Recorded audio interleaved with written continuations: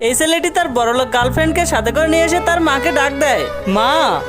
এরপর ছেলেটি তার গার্লফ্রেন্ডকে তার মায়ের কথা বলতে থাকে, জরিনা তুমি জানো এটা আমার মা পরিষ্কার পরিচ্ছন্নতার কাজ করে থাকে। এই কথা শুনে মেয়ে তার বয়ফ্রেন্ডকে বলে, ছি তোমার মা রাস্তা পরিষ্কার করার কাজ করে, আগে জানলে তোমার সাথে রিলেশনই করতাম না। মেয়েটির মুখে এই কথা শুনে ছেলেটি এবং ছেলেটির মা অনেক লজ্জিত হয় এবং বলতে শুরু করে, জরিনা আগে তো তোমাকে আমি সবকিছু খুলে বলেছি, তোমাদের সাথে আমাদের যায় না, তোমরা এতটা গরিব আমি কখনো ভাবতেও পারিনি। তুমি আমার সাথে আর কোনো যোগাযোগ রাখবে না, আমি চললাম। আরে জরিনা কোথায় যাচ্ছ, আমাকে ছেড়ে যেও না। জরিনা তার বয়ফ্রেন্ডের মায়ের এই অবস্থা দেখে জরিনা সেখান থেকে চলে যায়। এই ঘটনার 1 বছর পর রাজু আবারও একটি মেয়েকে নিয়ে আসে তার মায়ের কাছে। মা, ওর নাম হচ্ছে শিলা, আমি ওকে অনেক ভালোবাসি। যাও শিলা তুমি মায়ের সাথে পরিচয় হও, আমি তো তোমাকে আগে সব বলেছি। না রাজু, আমি তোমাদের সাথে থাকতে পারবো না, তোমরা গরিব এবং তোমার মা ঝাড়ুদারের কাজ করে। চললাম আমি, আমার সাথে জীবনে যোগাযোগ করবে না।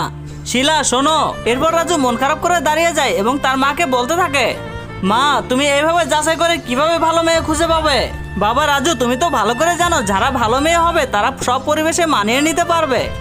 এই ঘটনা 3 বছর পর রাজু আবারও একটি মেয়েকে তার মায়ের সাথে পরিচয় করিয়ে দেওয়ার জন্য বাড়িতে নিয়ে আসে। এরপর রাজুর মা হাত বাড়িয়ে বলতে, কিন্তু তার আগে তোমার কাছে কোনটা সব থেকে বেশি দামি, 1 বস্তা টাকা নাকি মা বাবা? যদি মা বাবা হয় ভিডিওতে একটি লাইক করে চ্যানেলটা সাবস্ক্রাইব করে দিও। লাইক সাবস্ক্রাইব যদি তুমি না করো তাহলে আমি বুঝে নেব তুমি মা বাবাকে একটুও ভালোবাসো না। থাকে, হ্যালো বৌমা কেমন আছো? হ্যাঁ মা আমি ভালো আছি, আপনি কেমন আছেন?